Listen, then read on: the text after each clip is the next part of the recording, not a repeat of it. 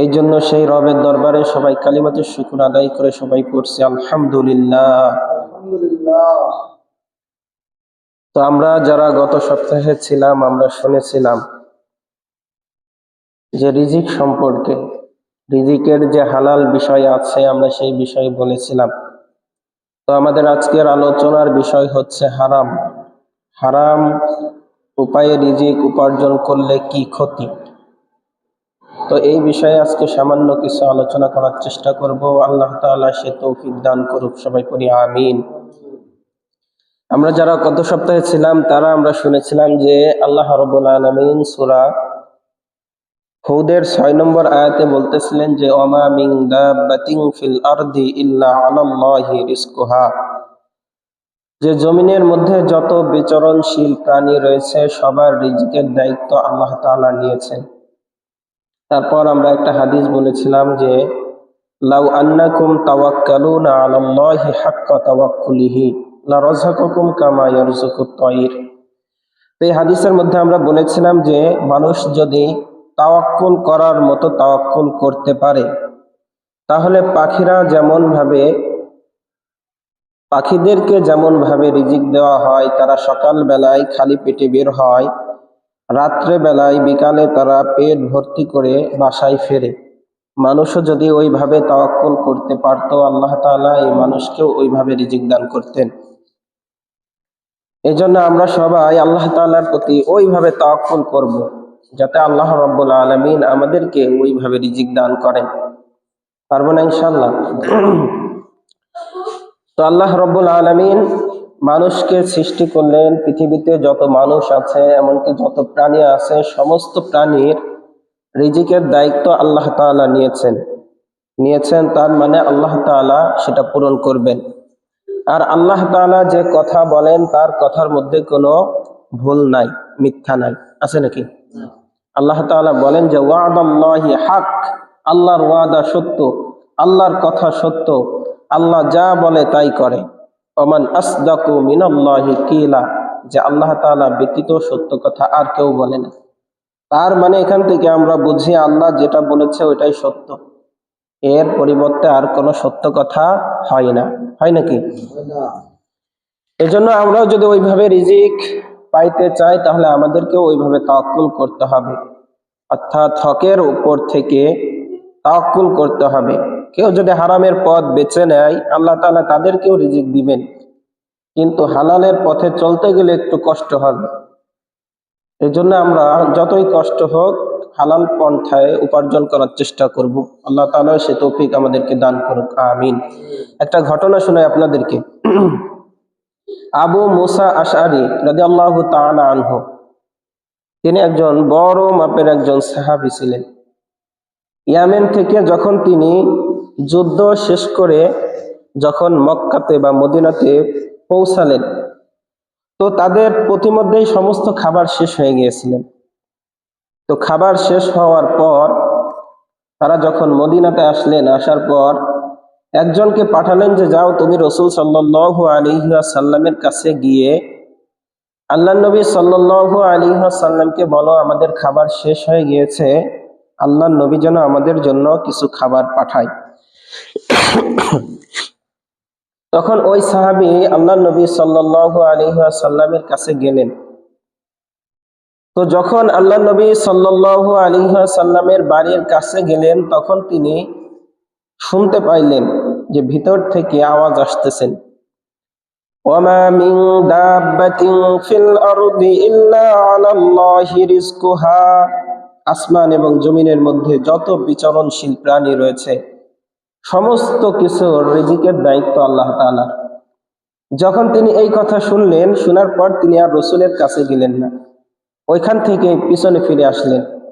যখন তিনি শুনলেন যে সমস্ত কিছুর দায়িত্ব যেহেতু আল্লাহ তাআলার রয়েছে, তাহলে আমি নবীর কাছে কেন যাব, আমি চলে যাই, আল্লাহ তাআলা যেহেতু দায়িত্ব নিয়েছেন আল্লাহ তাআলাই খাবার পাঠাবেন। তখন তিনি যে তার সাথীদেরকে বললেন যে তোমাদের জন্য সুসংবাদ রয়েছে। তো এই সুসংবাদের কথাই সবাই বুঝতে পারলেন হয়তোবা নবীজি খাবার পাঠাবেন, কিন্তু নবীর কাছেও বলে নাই, ফিরে গেছে।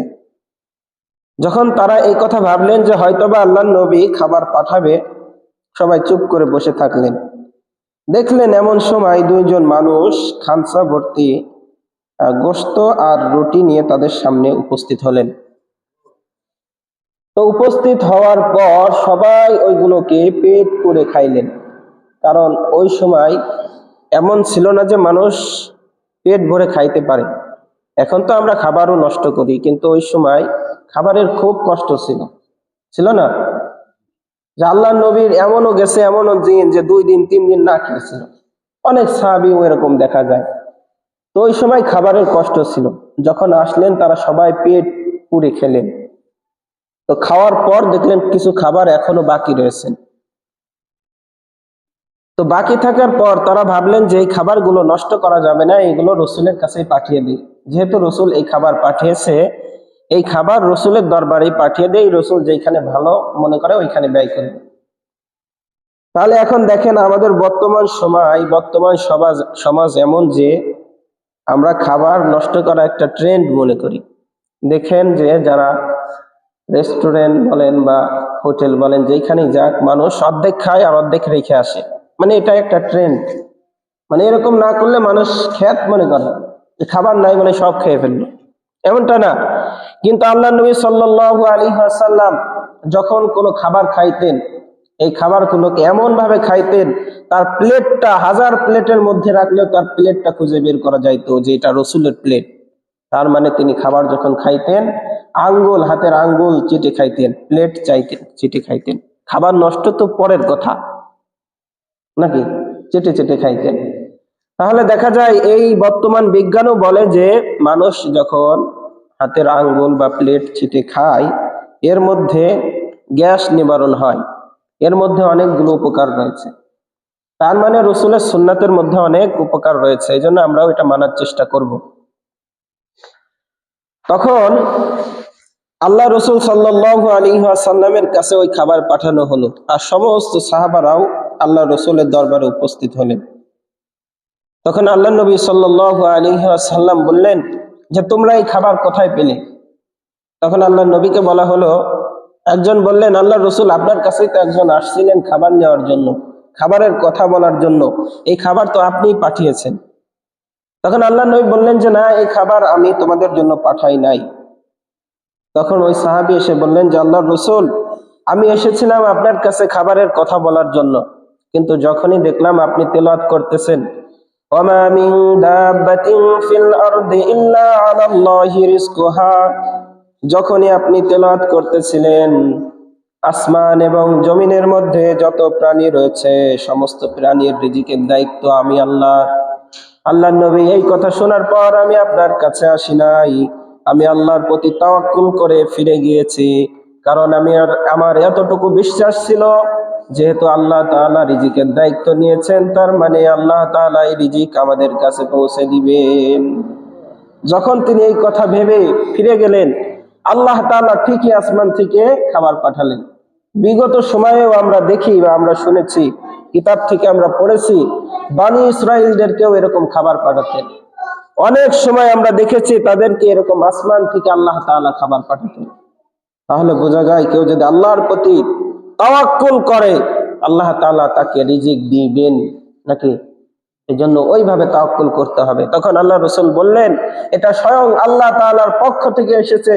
যেহেতু তুমি আজকে আল্লাহর প্রতি তাওয়াক্কুল করেছো, আল্লাহর প্রতি তুমি তাওয়াক্কুল করার জন্য আল্লাহ তাআলা তোমাকে রিজিক দিয়েছেন, তোমাদেরকে। তাহলে বোঝা যায় আল্লাহ তাআলার প্রতি আমাদের তাওয়াক্কুল করতে হবে, নাকি? কিন্তু আমাদের অবস্থা তো এখন এমন যে আল্লাহর প্রতি তাওয়াক্কুল নাই, মনে করি নিজেরাই কাজ করে সমস্ত কিছু উদ্ধার করব, তাই না? এমনটাই যদি না হতো, আজকে শুক্রবারের দিন লোক আগেই আসতো, কাজে ব্যস্ত এখনো, তাই না? এই জন্য আল্লাহ তাআলা বলেন সূরা তাকাসসুরের প্রথম 2 আয়াত আপনারা দেখবেন, আল্লাহ রাব্বুল আলামিন বলেন, আলহাকুমুত তাকাসুরু হাত্তা যুরতুমুল মাকাবির, প্রাচুর্যের প্রতিযোগিতা তোমাদেরকে মোহাচ্ছন্ন করে রেখেছে। প্রাচুর্যের প্রতিযোগিতা, সম্পদ উপার্জনের এই প্রতিযোগিতা তোমাদেরকে মোহাচ্ছন্ন করে রেখেছে, তোমাদেরকে ভুলিয়ে রেখেছে। হাত্তা জুরতুমুল মাকাবির, যতক্ষণ পর্যন্ত না তোমরা কবরে যাচ্ছ ততক্ষণ পর্যন্ত এই মোহের মধ্যে তোমরা নিমজ্জিত থাকবে। এই মোহ তোমাদেরকে গ্রাস করে নিবে, এই দুনিয়া তোমাদেরকে পাগল করে রাখবে, আখিরাতের কথাই তোমরা ভুলে যাবে। এখন তাকান তো আমাদের সমাজের দিকে, বেশিরভাগ মানুষই এরকম নাকি, তাই না? খুঁজে দেখেন, আল্লাহ তাআলা নিজেই বলতেছেন আলহাকুমুত তাকাসুর, প্রথম 1 আর 2 নম্বর আয়াতে আলহাকুমুত তাকাসুর, যে প্রাচুর্যের প্রতিযোগিতা, মানে কিভাবে সম্পদ বাড়ানো যায় এই প্রতিযোগিতা তোমাদেরকে মহৎসন্ন করে রেখেছে, পাগল করে দিয়েছে। হাত্তা জুরতুমুল মাকাবির, যতক্ষণ না তোমরা কবরে যাও এই মোহ তোমাদেরকে ধরেই রাখবে। তোমরা দুনিয়া কিভাবে তালাশ করা যায় সেই চিন্তায় ব্যস্ত থাকবে, তোমরা আখিরাতের কথাই ভুলে যাবে। এখন তাকান আমাদের সমাজের দিকে, বেশিরভাগ মানুষ এর মধ্যেই পড়ে গেছে। তাহলে দেখেন আল্লাহ তাআলা বলছেন মাকাবির, যতক্ষণ না তোমরা কবরে যাও এরকম দুনিয়া তোমাদের পাগল বানিয়ে রাখবে। এখন দেখেন, মনে হয় আমাদেরকেই আল্লাহ তাআলা দেখে দেখে এই কথাগুলো বলতেছে, তাই না? এমনটাই তো বোঝা যায়। তারপর আল্লাহ তাআলা আরেক আয়াতের মধ্যে বলতেছেন, সূরা ইনফিতারের 6 নম্বর আয়াত, আল্লাহ রাব্বুল আলামিন বলেন, ইয়া আইয়ুহাল ইনসানু মা গাররাকা বিরাব্বিকাল কারীম। আল্লাহ রাব্বুল আলামিন এই আয়াতের মধ্যে বলেন, ইয়া আইয়ুহাল ইনসান, হে মানব সমাজ, মা গাররাকা বিরাব্বিকাল কারীম, কোন জিনিস তোমাদেরকে সেই আল্লাহ রব থেকে তোমাদেরকে ফিরিয়ে রেখেছে, কোন জিনিস? এখন দেখা যায় কোন জিনিস, এই দুনিয়াই তো আমাদের আল্লাহ তাআলার থেকে গাফেল করে রাখছে না? কি বলেন? এই দুনিয়ার মহব্বত আমাদের এমন ভাবে ধরছে যে সব সময় দুনিয়ায় তালাশে ব্যস্ত, আখিরাতের কথা ভুলে গেছি, আল্লাহ রাব্বুল আলামিনের কথা ভুলে গেছি, তাই না? আমাদের বিষয়টা এমন হয়েছে না যে এই দুনিয়া এমন ভাবে আমাদেরকে গ্রাস করে ফেলেছে, আখিরাতের কথা ভুলে গেছি। আর আল্লাহ তাআলা বলেন যে মা গররকা, কোন জিনিস তোমাদেরকে রব্বিকাল কারীম, সেই রব থেকে তোমাদেরকে গাফেল করে রেখেছে, কোন জিনিস? এই দুনিয়ায় আমাদেরকে আল্লাহ তাআলা থেকে গাফেল করে ফেলেছে। আল্লাহ নবী হাদিসের মধ্যে বলেন, হুব্বুদ দুনিয়া রাসু কুল্লি খতিয়া, দুনিয়ার মহব্বত সমস্ত গুনাহের মূল। দেখেন আজ এই দুনিয়ার মহব্বতের জন্য কিভাবে একটা বাড়ি, কিভাবে একটা গাড়ি, কিভাবে সম্পদ উপার্জন করা যায়, এই মহব্বতে আজকে আমরা সমস্ত খারাপ কাজের মধ্যে নিমজ্জিত হয়ে যাচ্ছি, এমনকি হারাম উপার্জনের মধ্যেও লেগে পড়তেছি নাকি, তাই না? আল্লাহ নবী সাল্লাল্লাহু আলাইহি ওয়াসাল্লাম আরেকটা হাদিসের মধ্যে বলেন, আন আবি হুরায়রা রাদিয়াল্লাহু তাআলা আনহু قال قال رسول الله صلى الله عليه وسلم يأتي على الناس زمان لا يبالي المرء ما أخذ منه أم من الحرام أم من الحرام। যেমন একটা সময় আসবে, ইয়াতি আলান নাসি জামান, এমন একটা সময় আসবে যে সময় তোমরা দেখবে লা ইউবালিল মারউ মা আখাযা মিনহু আম মিনাল হালাল, যে সময় মানুষ হালাল এবং হারাম উপার্জনের মধ্যে কোনো ভ্রুক্ষেপ করবে না, কোনটা হালাল কোনটা হারাম এর মধ্যে কোনো ভ্রুক্ষেপ করবে না। তাদের দরকার হবে সম্পদ, তারা এই সম্পদ উপার্জনের মধ্যে ব্যস্ত থাকবে। দেখেন এই হাদিসটা এখন বাংলাদেশের সাথে 100 ভাগ কার্যকর। এমন কোন মানুষ পাওয়া যাবে না যে মানুষ হালাল নাকি হারাম উপার্জন করছে এদিকে তাদের কোনো ভ্রুক্ষেপ নাই, দরকার সম্পদ, সে যেভাবেই আসুক, তাই না? তাহলে দেখেন এই হাদিসটা এখন বাংলাদেশের মধ্যে 100 ভাগ কার্যকর, যে মানুষ হালাল নাকি হারাম উপার্জন করছে সেদিকে কোনো খেয়াল নাই, ভ্রুক্ষেপ নাই, তাদের দরকার সম্পদ, তারা যেভাবে হোক এই সম্পদ তালাশে ব্যস্ত, তাই না? আল্লাহ নবীর হাদিস। তাহলে দেখা যায় এই হাদিস থেকে বোঝা যায় আল্লাহ নবী সাল্লাল্লাহু আলাইহি ওয়াসাল্লাম যে হাদিসগুলো বলছেন তা এখন আমাদের দেশে 100 ভাগ কার্যকর। এমন মানুষ পাওয়া যাবে না যারা আজ হালাল নাকি হারাম উপার্জন করতেছে এর মধ্যে দ্বিধাদ্বন্দ্ব করে না, বাছাই করে না, দরকার শুধু সম্পদ হয়। হ্যাঁ, কিছু মুষ্টিমেয় মানুষ থাকবে, ভালো মানুষ না থাকলে দুনিয়া চলে না, চলে নাকি? যে মানুষগুলো নিজেরাই কষ্ট করে উপার্জন করে, হারামের মধ্যে যায় না, হালাল পর্যায়ে উপার্জন করার চেষ্টা করে, এরকম মানুষও এখনো পাওয়া যায়। যারা বড় বড় পোস্টে চাকরি করে 1 টাকা ঘুষ খায় না, এমন মানুষ নাই? এমন মানুষ পাওয়া যায়, তাদের উপার্জন করার রাস্তা রয়েছে, তারা ইচ্ছা করলে কলমের খোঁচায় হাজার হাজার কোটি টাকা মেরে দিতে পারে, তারপরেও আল্লাহর ভয়ে মারে না, এমন মানুষ নাই? এই জন্যই তো আল্লাহ তাআলা বলেন ওয়াত্তাকু ইয়াওমান তুরজাউনা ফীহি ইলাল্লাহ, যে তোমরা আল্লাহ তাআলার সামনে দাঁড়ানোকে ভয় করো, ওই দিনকে ভয় করো যে দিনকে আল্লাহ তাআলার সামনে দাঁড়ানো লাগবে, ওই দিনকে ভয় করো। এই জন্য আমাদের হারাম থেকে বেঁচে থাকতে হবে। পারবো না আমরা সবাই? এখন 2টা হাদিস বলেই আমি আমার আলোচনা শেষ করে দিব। মনে হয় গত সপ্তাহে আলোচনা একটু করা হয়ে গেছে, এই জন্য লোকজন কম নাকি? কাজই তো শেষ করলাম। আচ্ছা যাই, 2টা হাদিস বলেই আমি আমার আলোচনা শেষ করে দিব। আল্লাহ নবী সাল্লাল্লাহু আলাইহি ওয়াসাল্লাম একটা হাদিসের মধ্যে বলেন, লা ইয়াদখুলুল জান্নাতা লাহমুন নাবতা মিনাস সুহতি ওয়া কুল্লু লাহমিন নাবতা মিনাস সুহতি কানা আন-নারু আওলা বিহিমা। আল্লাহ নবী সাল্লাল্লাহু আলাইহি ওয়াসাল্লাম হাদিসের মধ্যে বলতেছেন, ওই সমস্ত শরীর জাহান্নামে যাবে যে সমস্ত শরীর হারাম উপার্জন দ্বারা অর্জিত যে শরীরগুলো রয়েছে, এই শরীর প্রত্যেকটা শরীর জাহান্নামে যাবেই যাবে। কার কথা এটা? আল্লাহ নবীর কথা। আরেকটা হাদিসের মধ্যে বলতেছেন, লা ইয়াদখুলুল জান্নাতা জাসাদুন গুযিয়া বিল হারাম, হারাম ভক্ষণকারী শরীর জাহান্নামে প্রবেশ করবেই। এই জন্য আমরা যারাই আলোচনা শুনছি তারাই আমরা চেষ্টা করব অন্তত এই হারাম থেকে বেঁচে থাকা। কেননা দুনিয়াটা এমন যে, একটা উক্তির মধ্যে এরকম আসছে, আদ-দুনিয়া জিফা ওয়া তালিবুহা কিলাব, আদ-দুনিয়া জিফা ওয়া তালিবুহা কিলাব। দুনিয়াটা হচ্ছে এমন যে, দুনিয়াটা হচ্ছে একটা মরা বস্তু। কি বস্তু বলেন? মরা বস্তু। ওয়া তালিবুহা কিলাব, কিলাব মানে হচ্ছে কুকুর।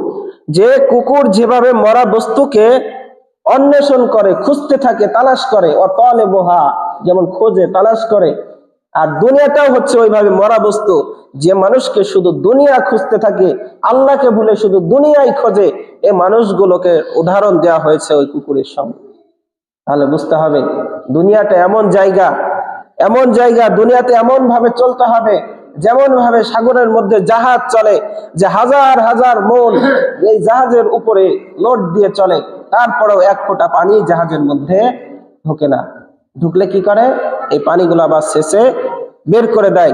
মানুষ দুনিয়াতেই চলবে, দুনিয়াও উপার্জন করবে, কিন্তু এমন ভাবে উপার্জন করবে, ওই জাহাজের মধ্যে যেমন 1 ফোঁটা পানি ঢুকলে পানিগুলোকে শেষে বের করে দেয়, মানুষ দুনিয়াতে ওইভাবে চলবে। যখন দুনিয়ার কোনো মোহ তাকে গ্রাস করে নিবে, তখন সেই মহৎ থেকে আস্তে করে সরে যাবে, সেই কাজ থেকে ফারেগ হয়ে যাবে, হারাম কোনো কাজের মধ্যে যাবে না। এইভাবে মানুষ দুনিয়ার মধ্যে চলবে। এই জন্য প্রিয় ভাইয়েরা, আমরা চেষ্টা করব সর্ব অবস্থায় এমন ভাবে চলার চেষ্টা করব, হালাল রুজি উপার্জন করব। কেননা হালাল রুজি যদি উপার্জন করা যায়, হোক আপনি কষ্ট করেন, দুনিয়াতে কষ্ট করেন, দুনিয়া তো কষ্টের জায়গা। আদ-দুনিয়া সিজনুল মুমিন ওয়া জান্নাতুল কাফির, দুনিয়াটা হচ্ছে মুমিনের জন্য জেলখানা। জেলখানা কি আরামের জায়গা না কষ্টের জায়গা? বলেন, কষ্টের জায়গা না? এখন যদি একজন জেলের মধ্যে যায়, তার জন্য তো দামি কম্বল দিবে, লেপ দিবে নাকি? তার জন্য দেখা গেছে পাতলা একটা খাতায় দিয়ে শেষ, তাই না? তাহলে দুনিয়াটা হচ্ছে কষ্টের জায়গা, এইখানেই কষ্ট করতে হবে। আদ-দুনিয়া সিজনুল মুমিন ওয়া জান্নাতুল কাফির, আর কাফেরদের জন্য হচ্ছে জান্নাত, জান্নাতের মতো ভোগ বিলাসের জায়গা। তারা এইটা এমন ভাবে, এই দুনিয়াটা এমন ভাবে তারা এই দুনিয়ার মধ্যে চলবে যেন মনে হবে এটাই তাদের জান্নাত, তাই না? একটু খোঁজ নিয়ে দেখবেন যে তাদের চলাফেরা, তাদের স্টাইল, তাদের লাইফ গুলো এমন ভাবে কাটায় যে এটাই শেষ, মরার পরে আর কোনো জীবন নাই, নাকি? এই জন্য আমরা যেহেতু মুসলমান, আমাদেরকে একটু হালালের পথে চলতে গেলে কষ্ট হবেই, হবে না? কি বলেন? হারাম পন্থায় অনেক উপার্জন করা যায়, কিন্তু ওর মধ্যে বরকত নাই, আছে নাকি? কি বলেন? হারাম পন্থায় অনেক উপার্জন করা যায়। সূরা তাহার মধ্যে আল্লাহ রাব্বুল আলামিন বলেন, ওমান আ'রাদা আন যিকরি ফাইন্না লাহু মাঈশাতান দানকা, যে ব্যক্তি আমার জিকির থেকে গাফেল হয়ে যাবে, সরে যাবে, তার জীবনকে আমি সংকীর্ণ করে দিব। সে অনেক উপার্জন করবে, কিন্তু এই উপার্জন তার কোনো কাজে আসবে না। সে দেখা গেছে দিনের বেলায় উপার্জন করছে 600, 700, 800 টাকা, বাড়ি এসে দেখবে 1000 টাকার ক্ষতি। এটা আল্লাহ তাআলা পারে না করতে? যে আল্লাহ তাআলা থেকে গাফেল হয়ে যাবে, ওমান আ'রাদা আন যিকরি, আল্লাহর স্মরণ থেকে যেই গাফেল হয়ে যাবে, তার জীবনকে আল্লাহ তাআলা সংকীর্ণ করে দিবেন। এই জন্য আমরা চেষ্টা করব সর্ব অবস্থাতে আমাদের একটু দুনিয়াতে কষ্ট হলেও যেন আখেরাতে যেন আমরা চিরস্থায়ী জান্নাতে যাইতে পারি, এজন্য আমরা হারামকে বর্জন করব আর হালালকে আঁকড়ে ধরবো। পারবো না ইনশাআল্লাহ? অনেকেই এই হারামের মধ্যে আছে, খোঁজ নিলে দেখা যাবে যার যার নিজের বিষয়ে আমরা তারাই জানি। এজন্য আমরা সবাই চেষ্টা করব হারাম থেকে বেঁচে থাকা। আর আমরা আগামী সপ্তাহ থেকে এরকম ভাবে ধারাবাহিক আলোচনা করব।